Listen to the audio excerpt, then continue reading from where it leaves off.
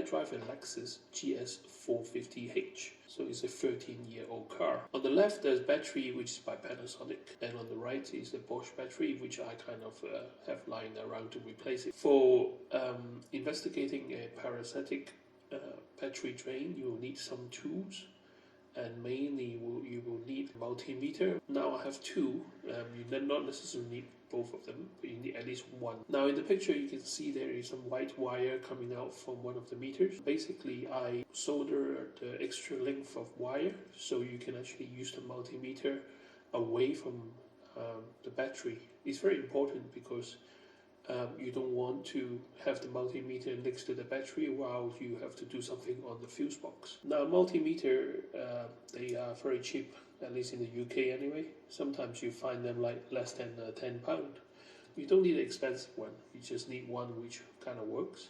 Now the one on the left is completely digital, and you press a button in the middle and it will measure current, ohms. It will just auto detect what you need to measure. On the right is the one which is a dial one. Now I prefer the digital one because it will auto shut off. There is so many times that I just forgot to turn the dial back to off position, and next time when I need to use it, it just drained the battery. So worth to pay a few quid for the digital ones on the left. Now you also need some clamps. When the door is open, the computer sometimes won't go to sleep, and you'll be measuring a current draw from the computer rather than any parasitic draw on your 12-volt battery. Now this is the original battery, which is 13 years old. It's showing a voltage of 9.28. Now normal voltage for a battery should be at least like 12.4 or something like that. Now 9.28, for some of you might think, it's not too bad, it's only a few volt, but in the life of a 12-volt battery, 9.28 is actually zero in terms of capacity. And if you leave it like this for more than a few days, something called suffocation is happening inside the battery. Basically the lead and the chemistry, basically your battery might be messed up. It will not hold charge, and the battery in the 450H is a special glass something battery, and I checked, it costs about 200 something pound. There is one which fits the Toyota version of the vehicle, slightly cheaper, but still costs about 100 quid. Now this is the voltage for my Bosch battery. This is just a normal like acid filled battery, and it seems to be working okay. I just have it lying around. Now it wouldn't normally fit a 450H because the battery tray is a different size, but I did manage to cut one side of the battery tray to accommodate the longer length of this battery. Now to measure the current or the parasitic drain, all you need to do is connect the black wire to your battery negative and connect the positive to the normal negative connection. In this case, the multimeter will read what's the current draw by the car at this point. Now you can see that it's showing 580.7, and that is like milliamps. This is way too high. A car with nothing running in the background apart from your security kind of system and the onboard computer controlling the security system should be in the region of 50 milliamps. Now when the boot is open and unlock the car, the computer wakes up. So basically the car is not in the idle state, so the computer is working, and there might be like a boot switch, like a light on in the moment. So you can see that it goes up to like 2 ampere current draw. Now if you have this kind of a current draw, your battery will last even a day. Now this is just to show the reason why you want the longer wire. You can actually take the multimeter out of your boot, and now this picture is taken when I actually close the boot lid and measuring the current draw. The computer is still on. It takes a few minutes for it to go. Now, after a few minutes, you can tell the current draw have dropped back down to 389. It's still really high. And this is the reason why my battery only lasted a few days if I don't drive my car.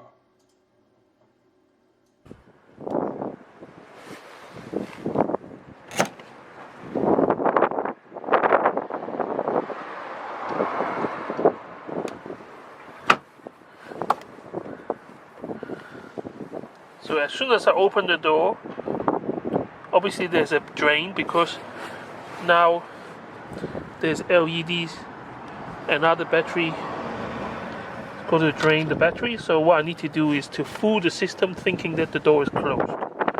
So I'm going to use something to press onto this button so that the car thinks that the door is closed.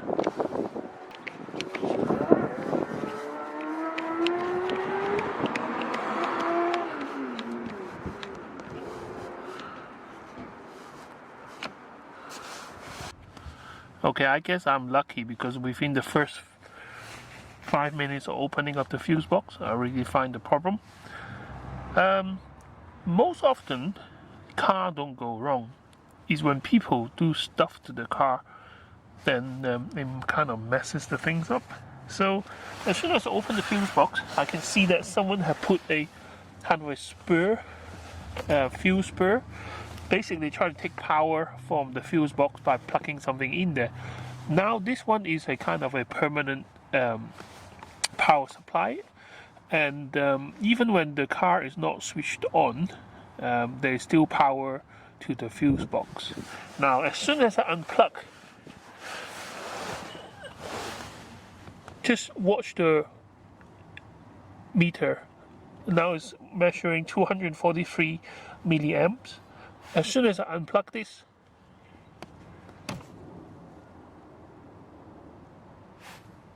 it dropped to 23. And you hear that sound? So that was the kind of a traffic camera or the dash cam. So instead of having a switch power, someone somewhere put this into the fuse box, and that keep drawing the currents. Now, if the battery is draining like 23 milliamps, that is perfectly normal. I mean, it's acceptable. It could go lower, but with 200 milliamps per amp, then it would definitely drain the battery. But 23, 22 is kind of acceptable. I think it can go even lower, but to be fair, I think that is as good as you can get. So I need to find a way to find a switch, kind of a 12 volt, instead of plugging this in permanently. I'm going to leave this one out so it's not going to drain my battery. Managed to find the culprit, which is draining my battery. It's just as simple of taking the fuse kind of out from the permanent live and move it a few space down. There is a live switch, so now I plug that in. Car is off at the moment, and I still left the golf blocks compartment like that, and you can tell that my dash cam is off. But as soon as I turn the power on,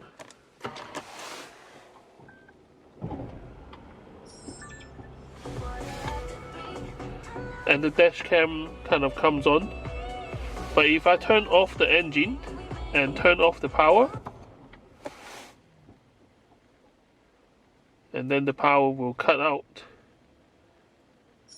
and that now switch off and no longer drain my battery. Obviously not everything is as simple as this one, so sometimes there might be a broken wire or a switch that need to be replaced, something keeping your car awake into that state of draining the power. At the moment I do have to replace the battery because this is just a spare one and it is holding charge. We'll see how it goes, monitoring throughout. But once the battery has reached like 8 volt, usually they are kind of unusable for the future. Managed to find the culprit, which is draining my battery. It's just as simple of taking the fuse kind of out from the permanent live and move it a few space down, there is a live switch. So now I plug that in.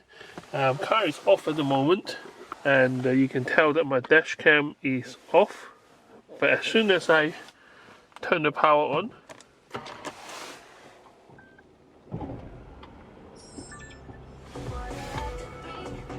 and the dash cam kind of comes on. But if I turn off the engine and turn off the power, and then the power will cut out, and that now switch off and no longer drain my battery. Obviously not everything is as simple as this one, so sometimes there might be a broken wire or a switch that need to be replaced, something keeping your car awake into that state of draining the power. At the moment I do have to replace the battery because this is just a spare one and it is holding charge. We'll see how it goes, monitoring throughout. But once the battery has reached like 8 volt, usually they are kind of unusable for the future. So now I find out the drain and eliminated that little parasitic drain. The battery seems to be okay. I tested it and it kind of still holding voltage of 12.9. Now the battery, like I said before, is kind of a used battery. I don't know how good it is. I need to keep an eye on it, but there's no point putting a new battery in there if you don't know if it will survive or if it's completely fixed. But I don't have time to check it every day, and hooking up my meter to it all the time, it just drains the battery even faster. So I found this device. I bought it from Amazon, and it's a BM2 kind of a Bluetooth thing. So you just connect it to the red and to the black, and this will transmit the battery kind of voltage to your phone. It's kind of like a little black box for your batteries. Now, just by looking at the voltage will only give you a rough indicator of how good is your battery, but at least this is something that I can work on.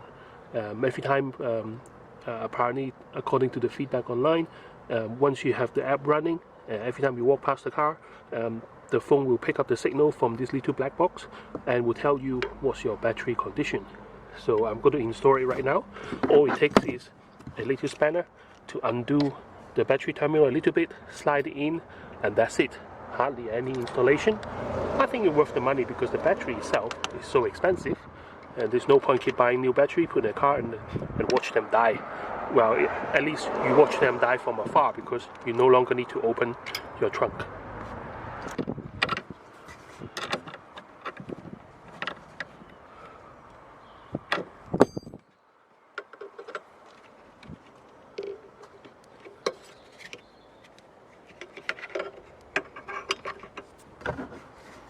And that's it, installed.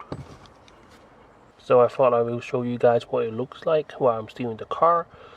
So now I got the software running on the BM Bluetooth battery monitor. So this is the first page. It's showing you the voltage of the battery right now. So it's at 12.57. Now I have just driven this car for a mile or so to drop off my wife at the station. So it will take the battery a bit of time to settle, so this might not be the true reading. So but once I go in the house and let the car sit for half a day, then it can show you what the resting battery is. So just by having a monitor in your pocket, I think this is a very good way to monitor your battery without having to interfere with the car. Now it can also do some tests. So for example, you can put on the cranking test. So when you switch on your car, you will continue to monitor the voltage and see how much it dropped. So it's kind of like a drop test, but you no longer need your multimeter. Charging test, so you can actually run the car and force the alternator to run faster, I think, and then see what happens, and then you can turn on the load and see if the maximum load will still allow you to charge your battery, or at least I think that's what it is for. And yeah, so that's about it.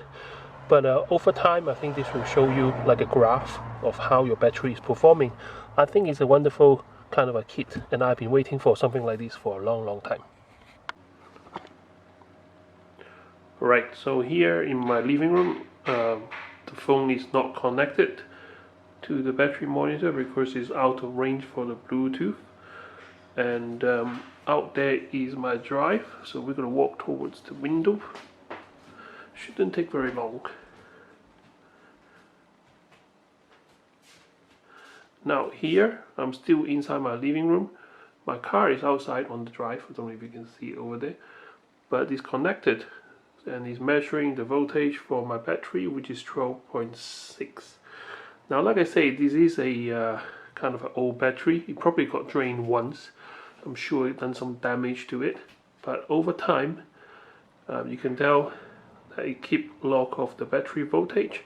Now, those two peaks is when I actually pop out to buy something, so that is actually being driven, and obviously when it's being driven, the battery is being topped up by the car. That's why the voltage gone up, so you can actually tell that the car is being charged. Very handy device, because if I leave the apps running, if the battery do kind of run low, it should give me notification. So if I do put a new battery in there, even without knowing that the problem is fixed or not, you can tell if the voltage drops, and then you can rescue your battery. If you didn't manage to fix your car, that is. Thank you very much, and I see you next time. Bye bye.